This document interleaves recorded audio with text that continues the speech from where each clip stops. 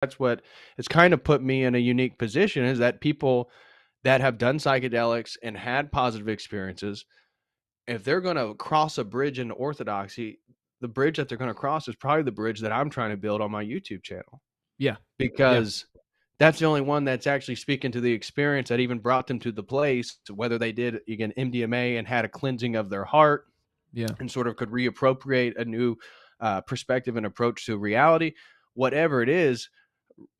That's like my whole niche, and I really kind of hammer that home and don't shy away talking about all my psychedelic past or all the drugs I've done. I wasn't into heroin, I wasn't into cocaine. I've done that a few times, but I just wasn't into party drugs. I wasn't into um you know that type of stuff. I was interested in drugs for spirituality, and that drove the entirety of my 20s. So that's what's so fascinating about the MDMA therapy, right? Mhm. Is you lay down, you put a blindfold on, and you can't escape the thoughts that are going to come to you, right? Oh, for But sure, yeah. but for the first time, the fear center of your brain is shut down.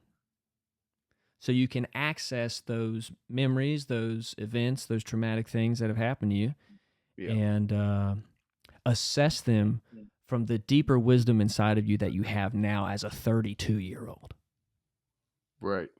And so that's what Yeah, I experienced. important part to say, the wisdom does not come from the MDMA. No, That's not just at all. dissolving boundaries so that you can Exactly. experience that Exactly. reality from your heart to then encounter Exactly. that So, stuff. That's where yeah. I try to tell everybody, because obviously in the Christian world that people want to talk about how these substances are demonic, and I do believe they open you up to a reality which you can encounter demons, but the substances themselves are not evil. A mushroom that has psilocybin in it is not some evil thing. Obviously, Right. God created it,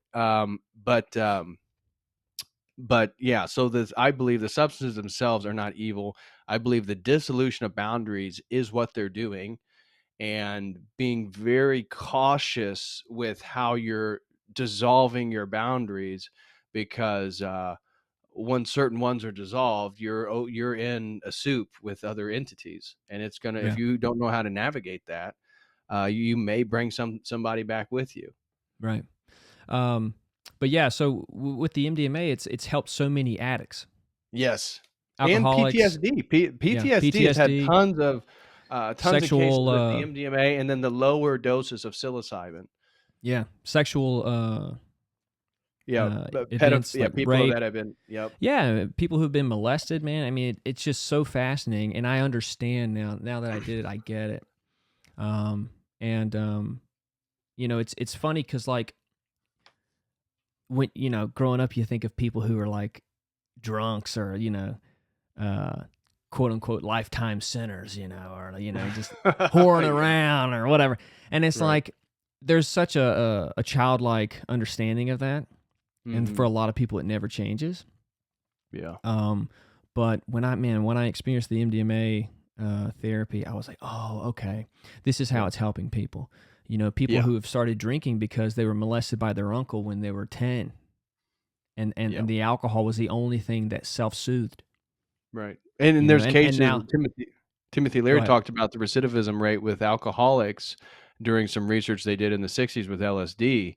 Now, obviously, LSD, different experience than MDMA, but Yeah, people would get high on LSD. These people who were longtime alcoholics, yeah, and it would dissolve boundaries. And what they would see is not that the LSD cured their alcoholism; it's that they had such a real experience of seeing how they're killing themselves with the alcohol, right, that they didn't want to kill themselves anymore, and so it exactly. scared them in a way sober. And so afterwards, they would have low recidivism rates in regards to drinking alcohol again, not because the LSD cured their desire for it. It's that it allowed them to experience a reality which scared them sober to a degree. So again, that's where Yeah, I think, again, it's the dissolving of the boundaries. yeah, And I think if people talk about that enough, exactly what these things are doing and how they're having their beneficial and negative consequences on people. What is it that they're doing? They're dissolving cognitive boundaries, boundaries between you and your neighbor, boundaries between you and your past traumas,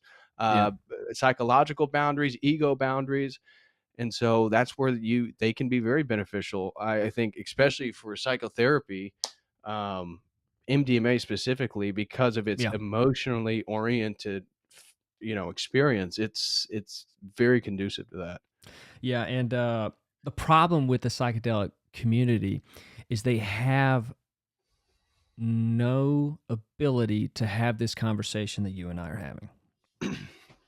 Because I feel like the therapy way, the therapist's way, the psychedelic therapist's way of coaching you through these realizations, right, within a psychedelic therapy session is can be less, or it would be less beneficial than having a conversation with someone like you, right? Well, And I I feel appreciate like, that. but it's the Yeah. theology, Yeah, no, right? I agree. I think that That's what it is is that they don't have. yes, I think you're putting your finger right on something very important is that there is no tradition, right? Psychedelics and the use of psychedelics is within that secular culture that we went back to in regards to the progressive culture that you experience in LA. And so what is the traditional framework? Well, shamanism, Amazonian shamanism. Well, it's Siberian shamanism. It's the peyote cults of Native America, and so then it's wrapped up in a sort of Silicon Valley modernistic Postmodern, contemporary culture. I'm sorry, go ahead. postmodern, Yeah, postmodern. Exactly, it is subjective, very postmodern subjective morality. because there is no overarching objective truth. And so that's where I Yeah, think these can be very dangerous, because if somebody is then going into a psychedelic therapy and they're battling with certain things, and then the person is sort of reifying that they're perfect the way they are, and that their perception and experience of reality is reality itself, right, they are going to be lost in a sort of subjective relativistic world, which is the postmodern conundrum, and right. why then people are doing Yeah, exactly the things that they're doing. And then the problem with the psychedelics is that they're going to reinforce, if that is mhm, the lens in which you go into the experience with, it's going to reinforce the idea that whatever happens in there, that is the universe speaking to you. That is truth. yeah, And there needs to be a separation between the ways we can understand things to be true and then my personal experience. And there can be overlap, no yeah, doubt, yeah, but they have to also be perceived separately. And I think yeah, that's where, as you're pointing out, a therapist could have somebody sort of go into a more solipsistic result of the psychedelics themselves. yeah. And obviously, the different psychedelics are going to be, you know, Yeah, they all do the different the things. That's true. yeah. Like I don't even have the balls to do 5 grams of psilocybin. Like I don't like that. I don't. It's not And for it's the like timid. that's why the MDMA was the most beneficial on paper Yeah. for, I And you think, can for maintain your anybody. sanity. Yeah, exactly. Yeah, I've gone into some of the psychedelic states with such high doses, which again I don't recommend to anybody, but you can't conceptualize what it is that's even happening.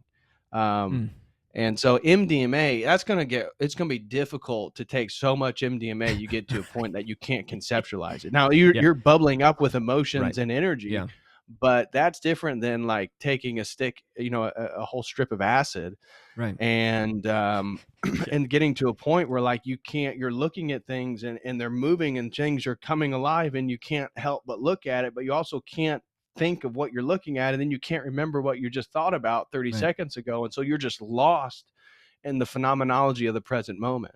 Yeah. And It's that funny. is not go ahead. No, I was just saying, I was like, I had this perception uh of anyone who smoked weed, right, when we were younger, right, as just dumb, right? If you're and when you're 16 and you are dumb. You are dumber than you are now, Yeah, right? At 16. And so for the no first doubt time about when I that. what's that?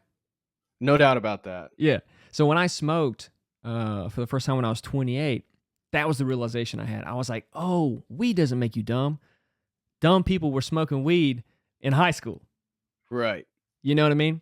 And it's Yep. kind of like that with psychedelics too. It's like a lot of the people that are promoting psychedelic usage with no real grasp of theology and philosophy, well, they're just not the smartest people to be promoting this.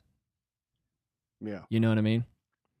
And the thing with psychedelics is they're real. And so one of the things I liked about them when I was a non-believer is that People can come up with any ideology or belief system, but take 5 hits of acid. That's not an ideology, that's an experience.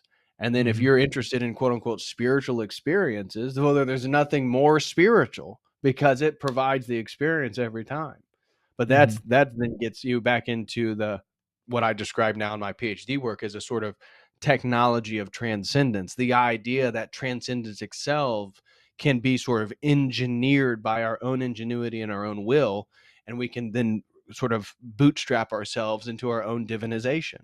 And Right. that's what transhumanism is, and that's what psychedelics in a way do. And Yeah. so it's a very complicated topic, and that's where the Christians who want to dismiss it, you can't also deny some of the clinical research. You can't deny the therapy. That's where this is a very very nuanced um, Yeah. field of discussion that few people, generally speaking, can sort of dip their toes into, because you have to Yeah. one have done it, and then you have to have read a lot about it Yeah. um, to talk about it. And that's why I appreciate what you do. You talk about it from the background that you have now, Yeah, as an Orthodox Christian, steeped in the rich theology and philosophy of the church, and understanding all that stuff is obviously what you probably get a lot of emails about and DMs. yeah, Because I mean, there's not many people doing what you're doing. You know what I mean? yeah.